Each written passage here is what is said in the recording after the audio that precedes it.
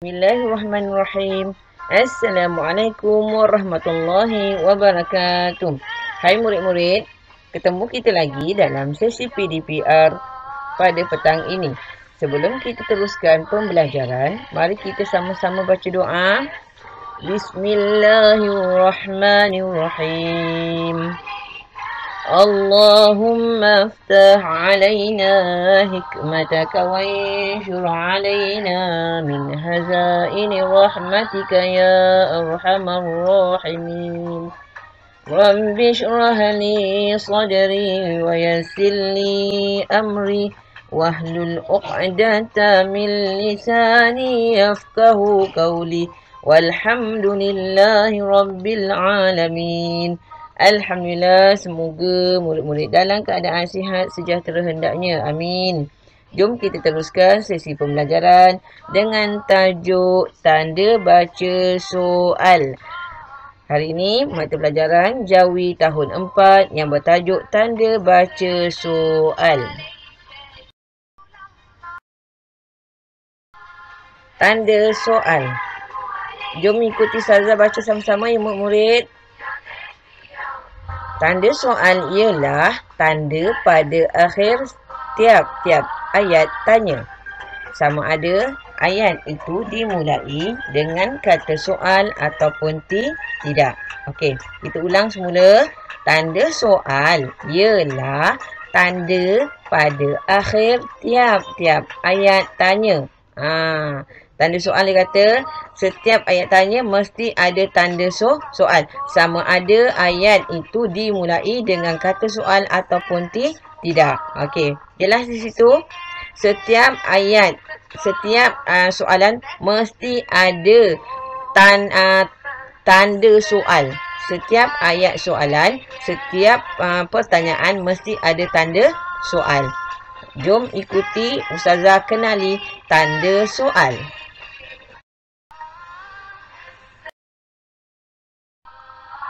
Perbezaan tanda soal. Jom ikuti Ustazah kenali tanda soal. Dia ada satu je, tetapi hanya ada perbezaan di sini. Perbezaan tanda soal dalam tulisan Jawi. Dalam tulisan Jawi, tanda soal berbentuk macam gini. Macam ni ya. Bentuk dia telinga bertitik. Macam telinga, tapi ada titik. Pusing sebelah kanan. Pusing sebelah mana murid-murid? Sebelah kanan.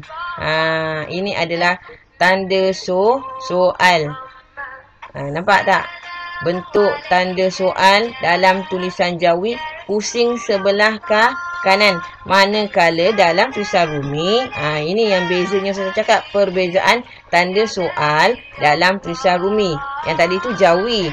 Sekarang ni saya cakap dalam Rumi. Dalam Rumi berbentuk telinga bertitik. Telinga bertitik juga. Sama, hanya pusing sebelah kiri. Pusing sebelah kiri.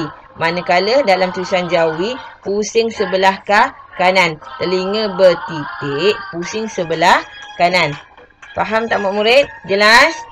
Okey, saya harap faham tanda soal. Kenali tanda soal. Berbentuk titik, berbentuk telinga bertitik. Telinga bertitik. Nak hafalkan dia mudah. Telinga bertitik. Maka itu adalah tanda soal. Dalam Jawi kena pusing sebelah kanan. Dalam Rumi pusing sebelah kiri. Okey. Jom kita kenali ayat soal.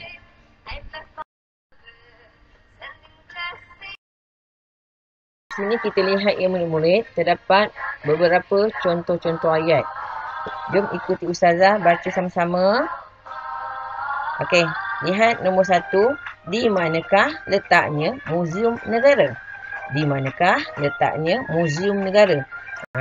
Ayat yang pertama menggunakan perkataan soal di hadapan dan diakhiri oleh tanda soal.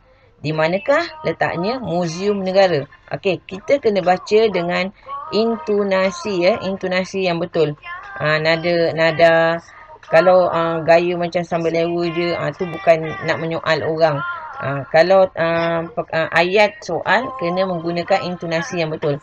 Di manakah letaknya Muzium Negara? Ada perkataan soal di hadapan dan diakhiri oleh tanda soal. Tanda soal berbentuk, saya cakap macam mana? Telinga bertitik, pusing sebelah kanan. Ini tanda soal yang pusing sebelah kanan adalah dalam tulisan Jawi. Okey, kita teruskan pada ayat yang kedua.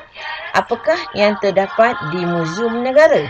Apakah yang terdapat di Muzium Negara? Okey, lihat di sini murid-murid, perkataan yang kedua, perkataan yang awal sekali awal perkataan apakah. Ini dinamakan perkataan soal. Apakah? Okey, dan diakhiri oleh tanda soal. Tanda soal berbentuk telinga bertitik, pusing sebelah kanan. Jelas murid? Okey, kita teruskan contoh yang ketiga. Pernahkah kamu pergi ke Muzium Negara? Pernahkah kamu pergi ke Muzium Negara? Okey, yang ketiga, pernahkah, menggunakan perkataan pernahkah. Adakah adakah, ini dah terlupa warna kuning. Pernahkah kamu pergi ke Muzium Negara? Diawali dengan perkataan soal dan diakhiri oleh tanda soal. Faham ya murid? Jelas?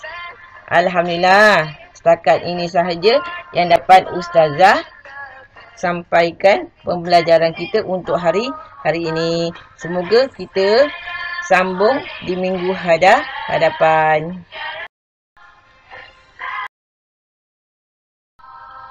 Baiklah murid-murid, ustazah harap murid-murid dapat mengenali dan memahami tanda-tanda bacaan.